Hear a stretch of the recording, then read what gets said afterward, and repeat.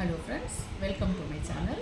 ಇವತ್ತಿನ ವಿಡಿಯೋನಲ್ಲಿ ನನ್ನ ಲೈಫಲ್ಲಿ ನನಗೆ ಆ ಕೃಷ್ಣ ಹೆಲ್ಪ್ ಮಾಡಿರೋದ್ರ ಬಗ್ಗೆ ನಾನು ಸ್ವಲ್ಪ ಹೇಳೋಣ ಅಂತಿದ್ದೀನಿ. ಇದು ನಿಜವಾಗ್ಲೂ ನನ್ನ ಲೈಫಲ್ಲಿ ನಡೆದಿರೋ ಸತ್ಯ. ಏನಂತಂದರೆ ನಾನು ಆ್ಯಸ್ ಎ ಟೀಚರಾಗಿ ವರ್ಕ್ ಮಾಡ್ತಿದ್ದೆ. ನಾನು ಒಂದು 15 ಇಯರ್ಸ್ ಟೀಚರ್ ಆಗಿದ್ದೆ. ಬೇರೆ ಬೇರೆ ಸ್ಕೂಲ್ಸಲ್ಲಿ ವರ್ಕ್ ಮಾಡ್ತಿದ್ದೆ. ಟೀಚರಾಗಿ ವರ್ಕ್ ಮಾಡ್ತಿದ್ದಾಗ ನಾನು ಯಾವಾಗಲೂ ಚಿಕ್ಕವಳಿಂದಾನೇ ನನಗೆ ಕೃಷ್ಣ ಅಂದರೆ ಇಷ್ಟ. ಅಲ್ಲಿ ಕೃಷ್ಣಂದು ಸ್ಟ್ಯಾಚು ಗೊಂಬೆಗಳು ಏನೇನಿದೆಯೋ ಅವಾಗ ಚಿಕ್ಕವಳಿಂದಾನೇ ತೊಗೊಂಬಂದು ಕಲೆಕ್ಷನ್ ಮಾಡಿ ಮನೆಯಲ್ಲಿ ಇಡ್ತಿದ್ದೆ. ನಿಮ್ಗೆ ಹೇಳಿದ್ದೆ ಲಾಸ್ಟ್ ವಿಡಿಯೋನಲ್ಲಿ, ನಮ್ಮ ತಾತನೂ ಅದೇ ಥರ ಅವರು ಕೃಷ್ಣ ಮಹಾವಿಷ್ಣು ಮುಗಿತಾಯಿದ್ರು ಅಂತ. ಆ ಫ್ಯಾಮಿಲಿ ಹೆರಿಡಿಟಿನಲ್ಲಿ ಬಂದಿರೋದ್ರಿಂದ ಕೃಷ್ಣ ಅಂದರೆ ಇಷ್ಟ. ನನ್ನ ಮನೆ ದೇವರು ಲಕ್ಷ್ಮೀ ನರಸಿಂಹಸ್ವಾಮಿ, ಆ ಮಹಾವಿಷ್ಣುನೇ ಅವರು ಕೂಡ. ಏನಾಯಿತು ಅಂತಂದರೆ, ನಾನು ಯಾವಾಗ ಹೊರಗಡೆ ಹೋದ್ರೂ, ಎಲ್ಲಾದರೂ ಅಂಗಡಿಗೆ ಹೋಗಲಿ, ಸ್ಕೂಲ್ಗೆ ಹೋಗಲಿ, ಯಾವಾಗ ಹೋದ್ರೂ ಕೃಷ್ಣನ ಪಾದಕ್ಕೆ ಸ್ವಲ್ಪ ತುಳಸಿ ಇಟ್ಟು ರಕ್ಷಮಾಂ ಪಾಹಿಮಾಂ ಅಂತ ಹೇಳಿ ಎಲ್ಲರನ್ನೂ ಕಾಪಾಡಿ ಅಂತ ಹೇಳಿ ನಾನು ಹೋಗ್ತಾಯಿದ್ದೆ, ಸ್ಕೂಲ್ಗೆ ಹೋಗ್ತಿದ್ದೆ.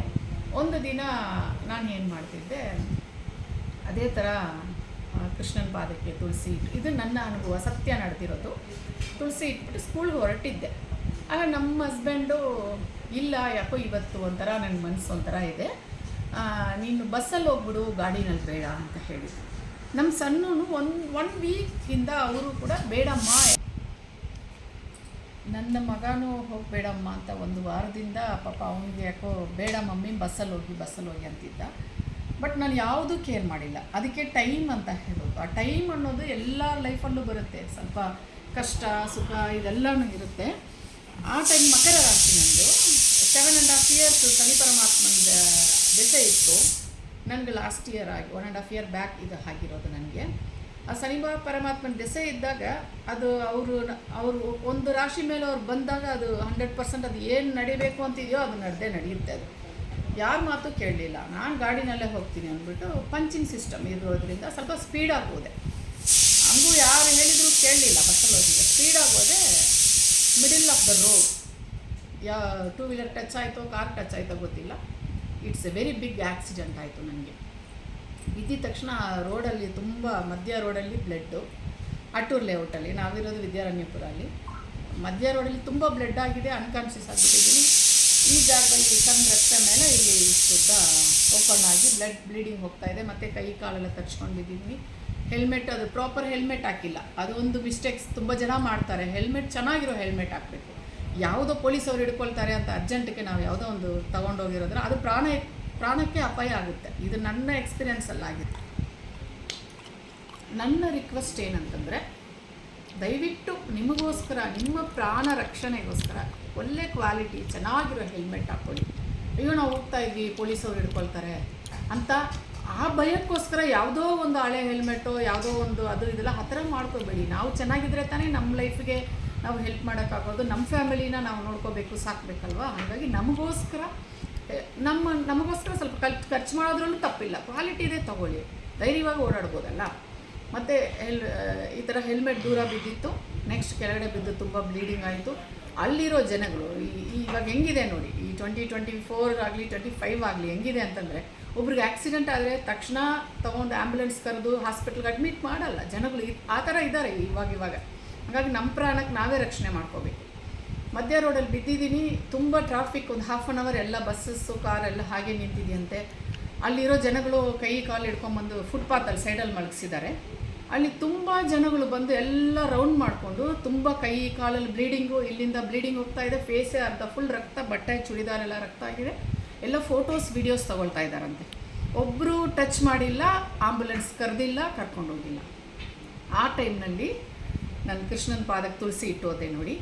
ಶನಿ ಪರಮಾತ್ಮನ ದೆಸೆ ಇದ್ದರೂ ಕೂಡ ನನ್ನನ್ನು ಕಾಪಾಡಿದ್ದು ನನ್ನ ಸ್ವಾಮಿನೇ. ನನ್ನ ಸ್ವಾಮಿ ಅಂತಲೇ ನನ್ನ ಮನಸ್ಸಲ್ಲಿ ಇವತ್ತಿಗೂ ಇದೆ. ನನ್ನ ಸ್ವಾಮಿಯವನು.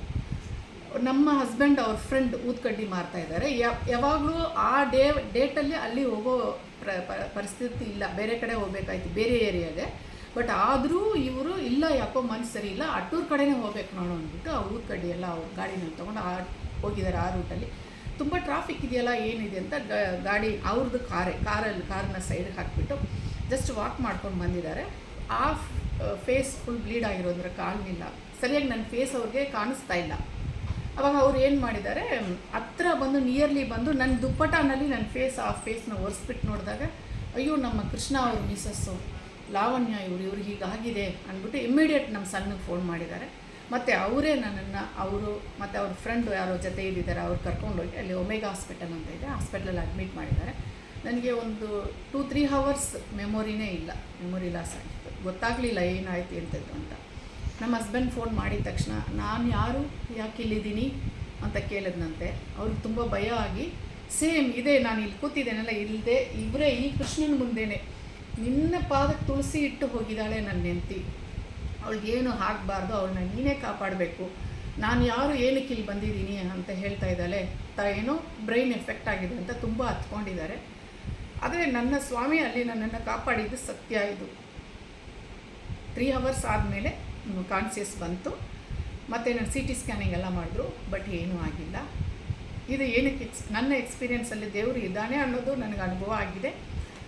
ಇನ್ನೊಂದು ವಿಡಿಯೋನಲ್ಲಿ ಇನ್ನು ಇದಕ್ಕಿಂತ ಮೇಜರಾಗಿ ಒಂದು ಪ್ರಾಬ್ಲಮ್ ಆಗಿದೆ, ಅದನ್ನು ನಾನು ಎಕ್ಸ್ಪ್ಲೈನ್ ಮಾಡ್ತೀನಿ. ನನ್ನ ರಿಕ್ವೆಸ್ಟ್ ಏನಂದರೆ, ನಿಮಗೆ ಯಾವಾಗಲಾದರೂ ಫ್ರೀ ಇದ್ದಾಗ ಟೈಮಿಂಗ್ಸ್ ಅಂತ ಏನಿಲ್ಲ, ನೀವು ಜಪಮಾಲೆ ಇಲ್ಲ ಅಂದರೂ ಪರವಾಗಿಲ್ಲ, ಒಂದು 11 ಟೈಮ್ಸ್ ಆದರೂ ಹರೇ ಕೃಷ್ಣ ಕೃಷ್ಣ ಕೃಷ್ಣ ಹರೇ ಹರೇ ರಾಮ ರಾಮ ರಾಮ ಹರೇ ಹರೇ ಈ ಮಂತ್ರಾನ ಹೇಳಿ. ಎಷ್ಟೋ ನಮ್ಮ ಹಿಂದೂ ಸಂಸ್ಕಾರದಲ್ಲಿ ಎಷ್ಟೋ ವೇದಶಾಸ್ತ್ರಗಳು ಎಷ್ಟೋ ಮಂತ್ರಗಳಿದೆ. ಎಲ್ಲ ಮಂತ್ರಗಳಿಗಿಂತ ಪವರ್ಫುಲ್ ಮಂತ್ರ, ವೆರಿ ಈಸಿ ಮಂತ್ರ ಹರೇ ಕೃಷ್ಣ ಮಂತ್ರ ಹೇಳಬೇಕು. ಇವಾಗ ಹರೇ ಕೃಷ್ಣ ಅಂದರೆ ಏನು ಅರ್ಥ ಅಂತ ಹೇಳ್ಬೋದು. ನನಗೆ ಗೊತ್ತಾಗಿರೋ ಪ್ರಕಾರ ಹರೇ ಕೃಷ್ಣ ಅಂದರೆ ಅವನ್ನ ಕರೆಯೋದು ನಾವು. ಇವಾಗ ನಿಮ್ಮ ಮಕ್ಕಳು ಎಲ್ಲೋ ದೂರ ಇದ್ದಾರೆ, ಹರೇ ಎಲ್ಲಿದೆಯಪ್ಪ ಅಂತ ಕರಿತೀವಲ್ಲ, ಅವಾಗ ಇಲ್ಲೇ ಇದ್ದೀನಿ ಬರ್ತೀನಿ ಅಂತ ಓಡಿ ಬರ್ತಾರೆ ನೋಡಿ. ಆ ಥರ ನನ್ನ ಸ್ವಾಮಿನ ನೀವು ಹರೇ ಎಲ್ಲಿದೆಯಾ ಕೃಷ್ಣ ಅಂತ ನೀವು ಖಚಿತವಾಗಿ ನಿಮ್ಗೆ ಹೆಲ್ಪ್ ಮಾಡ್ತಾರೆ. ನಿಮ್ಮ ಕೊನೆಯವರೆಗೂ ನಿಮ್ಮ ಲೈಫಲ್ಲಿ ನಿಮ್ಮ ಜೊತೆ ಇರ್ತಾರೆ. ಆ ಪರಮಾತ್ಮನ ಪಾದಗಳನ್ನ ನಂಬಿ friends. Thank you so much friends. ನಿಮ್ಗೆ ಇಷ್ಟ ಆಗಿದ್ದರೆ ಲೈಕ್ ಮಾಡಿ, ಶೇರ್ ಮಾಡಿ ಆ್ಯಂಡ್ ಸಬ್ಸ್ಕ್ರೈಬ್ ಮಾಡಿ. Thank you so much.